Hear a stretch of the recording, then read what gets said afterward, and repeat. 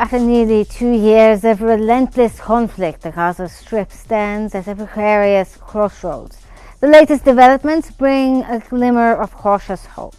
Hamas has given a positive response to a US-backed proposal for a 60-day ceasefire, a potential pause in hostilities that have devastated the region and left tens of thousands dead and displaced.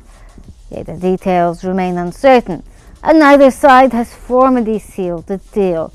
As humanitarian needs grow urgent and diplomatic efforts intensify, the pressing questions emerge that are here. What will the day after look like in Gaza? Will the Strip manage to rebuild and recover from the destruction, or will division and despair continue to define its future?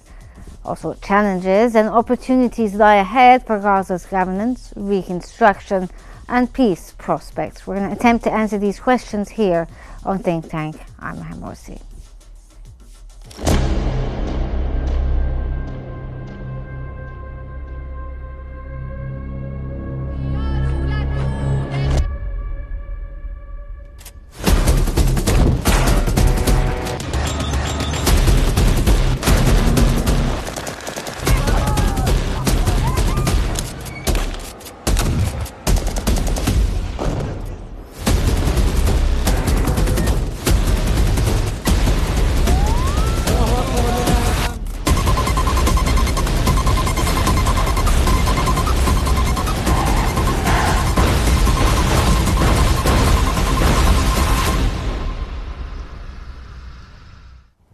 Israeli Prime Minister Benjamin Netanyahu is scheduled to meet US President Donald Trump at the White House on July 7th, marking their third meeting since Trump took office in January 2025, according to Politico.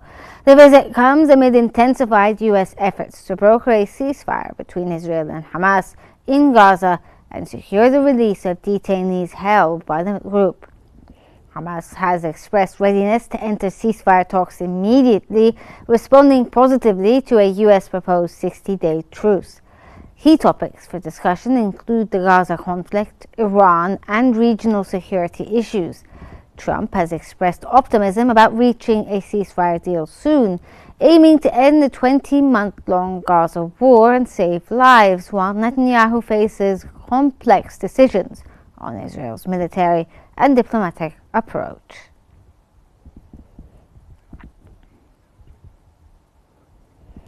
Israeli government ministers are scheduled to meet Saturday evening to decide on advancing the latest US-backed ceasefire proposal with Hamas, which has expressed readiness to negotiate.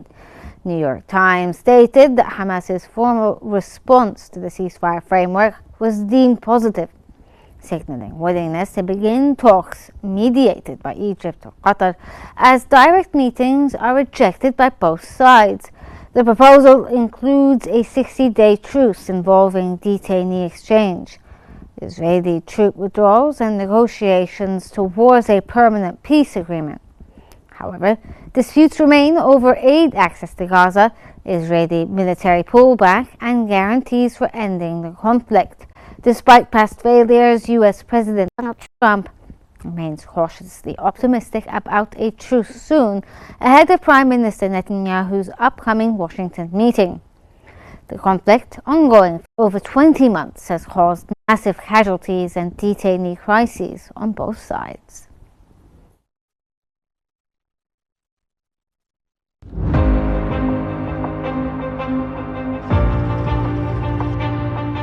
After nearly 2 years of relentless conflict, the Gaza Strip finds itself at a tentative crossroads. Hamas has issued a positive response to the latest ceasefire proposal brokered by US President Donald Trump, signaling a cautious openness to a 60-day truce, a window that could open the door to humanitarian relief and potentially a longer-lasting peace. Yet ambiguity remains. Whether this response amounts to full acceptance is still unclear, leaving many questions hanging in the air.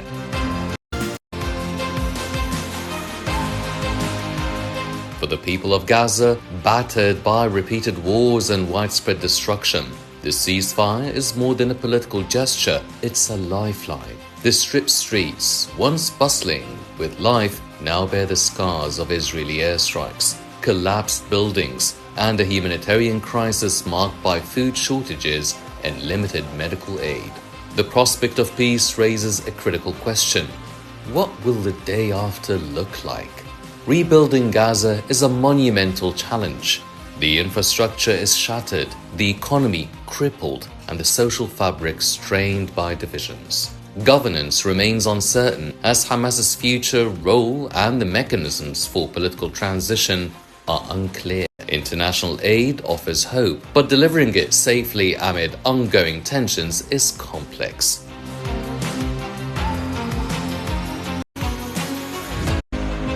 Yet within these challenges lie opportunities. A ceasefire could pave the way for dialogue, reconstruction, and renewed efforts towards reconciliation. The coming weeks will be decisive in shaping whether Gaza's future is one of recovery and peace or continued division and devastation. The world watches, hopeful but wary, as Gaza stands at this precarious crossroads.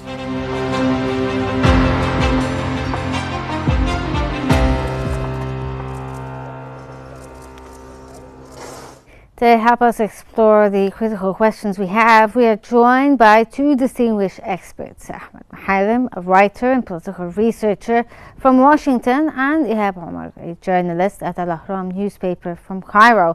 They bring us deep insights into the political dynamics, humanitarian challenges, and international dimensions shaping Gaza's future. Thank you both for joining us here on Think Tank. Let's start off with you, Ahmed. How significant is Hamas's positive response to the ceasefire proposal? Does this signal a real chance for peace here? Well, after years, I think from Hamas' point, they are 100% positive because this is not the first time, and I hope it will not be the last time. Israeli are always trying to put Hamas in a bad position, that they are not trying to be helpful or cooperative. But this time, I think Hamas answered that they are ready to deal with that kind of conflict to have an end. I think after more than 20 months of the conflict, nobody has the answer what will be looks like the day after or the second day when the war will be stopped. The negotiation that can be a ceasefire for 2 months or 60 days, it's a good sign. But the main question, or the very hard question nobody will be ready to answer, is what will be next? Is that a kind of rest for both sides to start again, conflict to be continued, or that's a good sign that the conflict will be over and the Palestinian can be restored back to live their own and easy life? I think someone has to answer these questions, especially American. They have to deal something strongly when Yamin Netanyahu is traveling to Washington on Monday. This kind of visit is the third visit by the time of President Trump for the second time on the White House. I think something America has to deal with the conflict in a positive way to show their friends in the area that they are very keen interest to push back. Benjamin Netanyahu has to stop this kind of crime. Okay, Ihab, if we can get your perspective here, what are the main sticking points that remain unresolved when it comes to ceasefire negotiations? One of the issues that we know for sure is the Israeli pullback, but what other issues could there be as well when it comes to the negotiations?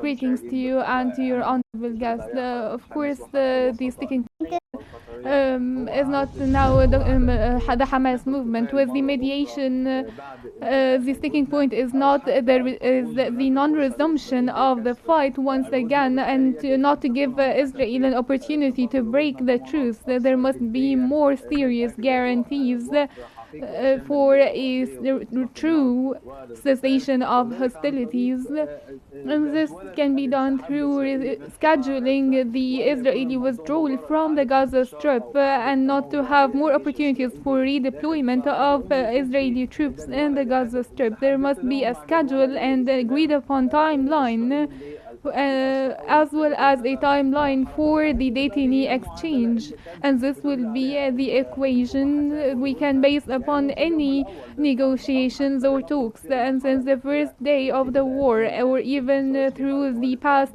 phase, since last January when Trump took office in 2025, there must be guarantees for an Israeli withdrawal from the Gaza Strip during the 60 days and not after, to start the first phase so that the fight is not resumed later. Dr. Badr Abdulati, Egyptian foreign minister, talked about that after the truce, Egypt will extend invitation for the reconstruction conference for the Egyptian vision for early recovery and reconstruction in the Gaza Strip, with Palestinians remaining on their lands. And this would take us that the Egyptian vision for and reading to this war will actually rise upon all the negative or demonic readings or visions that Netanyahu proposed to evacuate the Palestinian populations out of land. And after 6 months, the Egyptian diplomacy and the Egyptian state achieved their victory, as on the ground there are no findings that would lead Netanyahu or Trump to carry out their terrorist schemes. Okay, now Ahmed, back to you again. Now, you spoke about the idea of previous ceasefire negotiations and proposals as well as attempts. Now, how credible is the 60-day ceasefire proposal given the previous history? Do you think that even if it does go through, that it will continue to follow, or the Israeli side will continue to follow through, as they have been known to break these ceasefire agreements? I don't think this time Benjamin Netanyahu has to be more serious, not only to listen to what the advice or push can come over his head from President Trump. America has to do something much better, and for more than 20 months, I think Israel has not actually achieved any of their objectives on that kind of conflict. Nothing happened to show that Benjamin Netanyahu was really successful. So I think he has to be more realistic, to listen to his different kind of advices, even from his own cabinet, or the pressure. I think it was expected that can be truly from the upcoming Monday visit to Washington, D.C. Washington, D.C. has a very important role to do, because not because to be more complement and extensive assistance in all sides to Israel, but not to lose the best relation with the Arab countries and the Middle East conflict on the future. So you think, sir, that Trump will probably pressure Netanyahu into taking the proposal itself? I hope this time he will be able to take the proposal, because the 12 war between Iran and Israel shows that the international world are watching that Israel cannot continue for such a struggle by itself. It has to remain or to depend chiefly on America, and America will not be in a position to put itself in a matter that the international world will be against America itself. Okay, now Ihab, over to you. What role is the United States playing when it comes to mediating the ceasefire, and how might President Trump's direct involvement influence the outcome? Now, we've seen the role of the Americans in other ceasefire negotiations, as Ahmed had said there, when it comes to the Iranian conflict. How direct will they be when it comes to the Gaza conflict?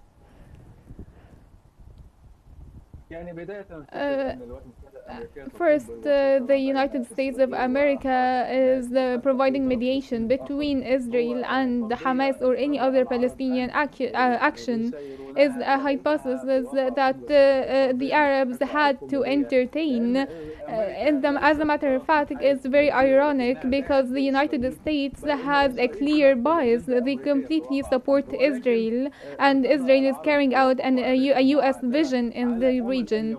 But the Arabs took this vision hoping for a true peace process and for a halt of these wars and aggressions, and therefore the United States of America has a very different positioning now compared to the Biden administration reign. Trump now is trying to portray himself as a man of peace, as a US president worthy of a Nobel Prize for peace, and that he's able to follow through with his campaign promises to end the conflicts in Gaza and in the Middle East, and he is not going to cost the US Treasury the support of Israel in absurd wars.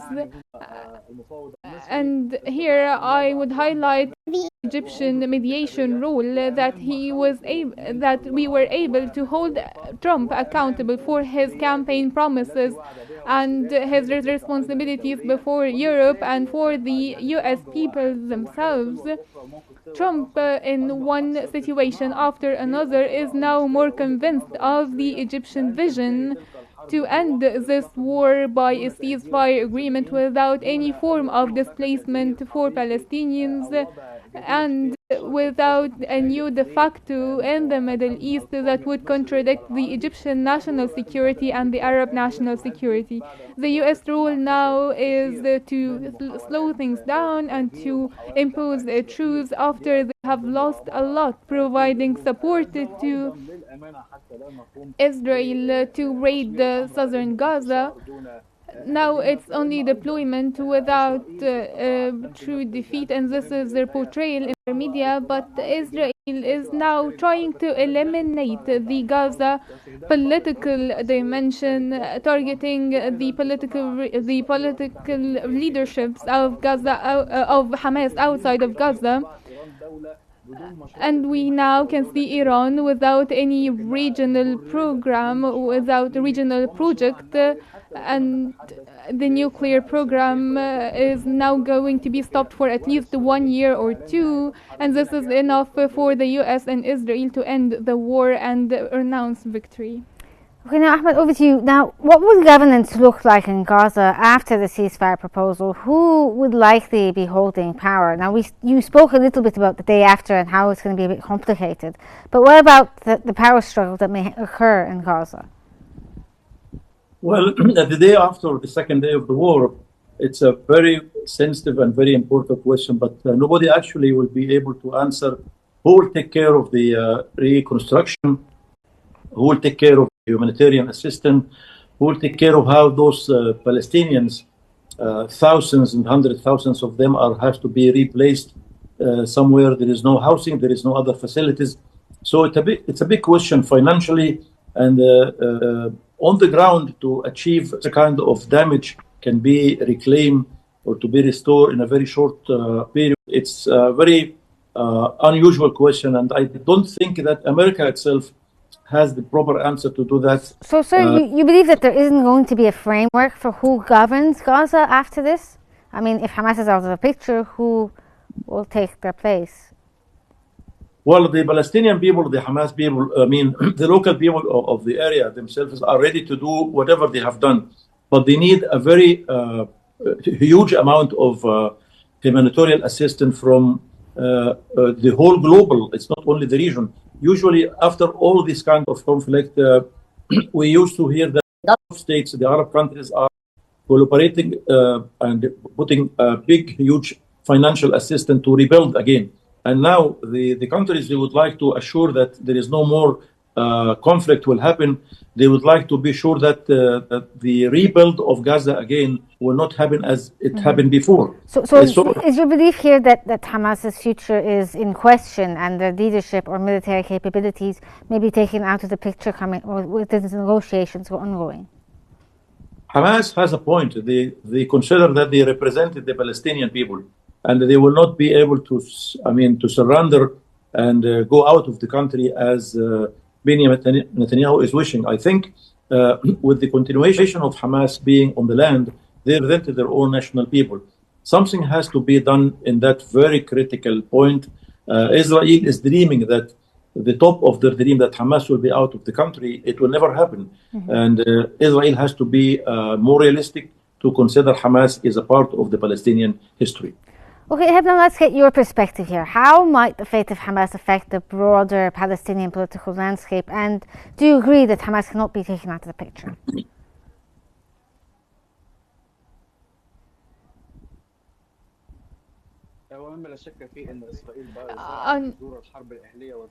Undoubtedly,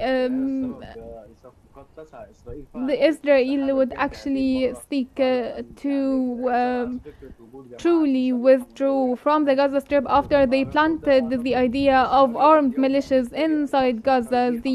This is the most probable scenario for the day next to the war. Hamas cannot be taken out of the Gaza scene, but their efficiency, their influence can be undermined.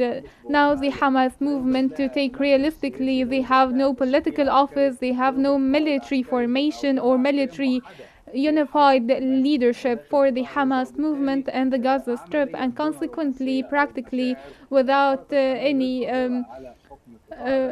beautifying the situation, Hamas is unable to find to govern Gaza. There is a lot of shortage in leadership at the military and civilian level, and even the Hamas leadership outside of Gaza are only 2 or 3 remaining. Is one of them, and they are now have a direct affiliation with Iran.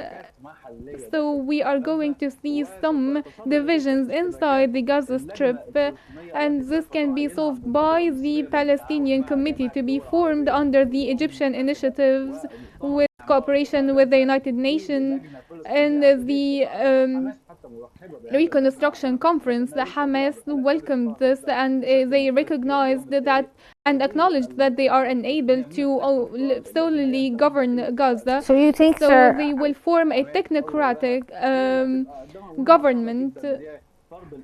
So, sir, do you think that there's a possibility that Hamas will relinquish power and have some sort of, unity government with different factions within the Gaza Strip?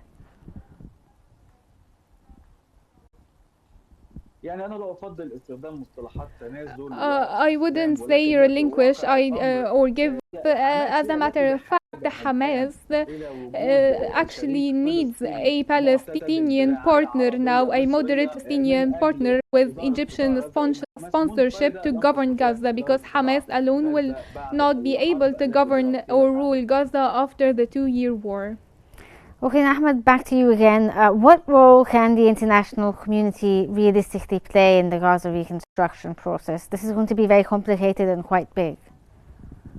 Well, international is not only America. It is a very important area to the that they have to assist not only financially, but there is so many aspects where they can reconstruct not only the building or the facilities, but the people of Gaza. There is 2 million are in need of so many resources: health issue, education issue, housing.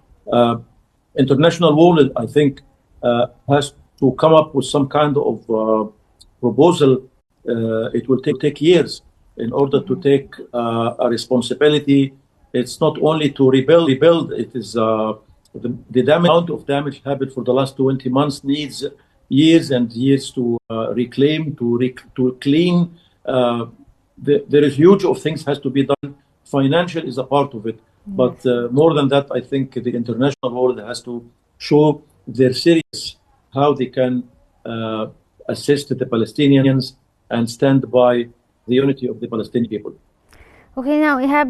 Let me ask you the same question here. Now, we've seen in the past, donor conferences for Gaza for reconstruction over the years, but the scale of destruction that we're seeing today has never been seen in the Gaza Strip.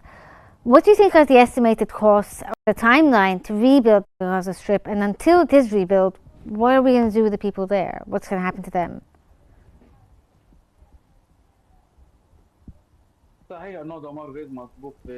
Of course, it's unprecedented volume of destruction, and it's unprecedented in the history of the human history. We have seen after the World War II, we have seen Japan, and once the intentions are there, true intentions, the reconstruction is a possibility. The intention is there. We have it in Egypt, and we will establish a world fund, a global fund for the financing of the reconstruction, and we have an Egyptian plan that would take 5 to 8 years without relocating the population of the Gaza Strip. We have a detailed plan to rebuild the strip, and it will need staff and labor, and therefore the Gaza reconstruction will require the people of Gaza themselves to carry out the process. So the hypothesis of taking them out or relocating them only for the reconstruction, it goes against the reconstruction process itself. We have a detailed plan to engage the Gaza people in the reconstruction process that will take 5 to 7 years with a global fund to finance the operations, and this can be launched in the next day to the war. The reconstruction of Gaza is possible with Egyptian planning and Palestinian labor without relocating the population at all. Okay, now Ahmed, what about the humanitarian aid aspect here? Now, how can humanitarian aid be effectively delivered and monitored during and after the ceasefire? Because we've seen that it has been quite abysmal with the GHF there right now. Well, unless the Israeli leadership has to show some kind of seriousness in that point, humanitarian will be always a kind of very sensitive question, because for the last 2 months, the way America and Israel are trying from their point to distribute the food assistance and the other supplies, it shows that it's not a matter of supplying people with what they need. It's a killing point. They try to strap people to the area where they distribute, and then they kill them directly. I think that point has to come back to UNRWA. UNRWA, for years, used to be the only official representative by the United Nations, by the global assist to the Palestinian people. UNRWA has to come back immediately with no late. Okay, what are the main challenges Gaza faces in terms of infrastructure, economy, and social cohesion? Now, you spoke a bit about the Egyptian plan there, but what about the governance there? How are they going to handle things economically and when it comes to social cohesion?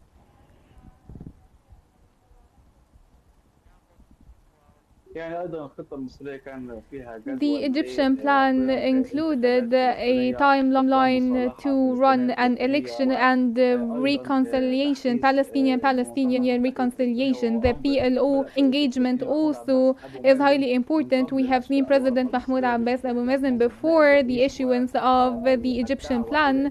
He created a new position for a vice president, and he called for early elections after the war. So the idea of looking for foreign finance and for job opportunities in the Gaza Strip, and to my estimate that the Arab states that went and Syria after the fall down of the Bashar al-Assad regime will be there present to support the Palestinian people next to the war. And undoubtedly the wars leave behind very difficult societal and financial situations, but once this war is over, the suffering of the Palestinian people will be an incentive to rebuild the economy and reconstruct the society once again after the heroship that they have demonstrated with the initiatives to be displaced into consideration. Okay, now Ahmed, what about the impact of Israel's current political stance, especially Netanyahu's hardline approach, along with some members of the government, if not most of them? have on the future of the ceasefire and Gaza's future? Because the dialogue obviously has been quite genocidal or seeking, the displacement of Palestinians. How is this going to affect the negotiations? Well, I think there is a different kind of pressure on Netanyahu's local pressure from his own people, and the local pressure from the military leaders, pressure from the American administration, and the pressure from the global. This kind of conclusion pressure will put, I think, Benjamin Netanyahu in a position that something serious has to be done, is not to be escaped to the front.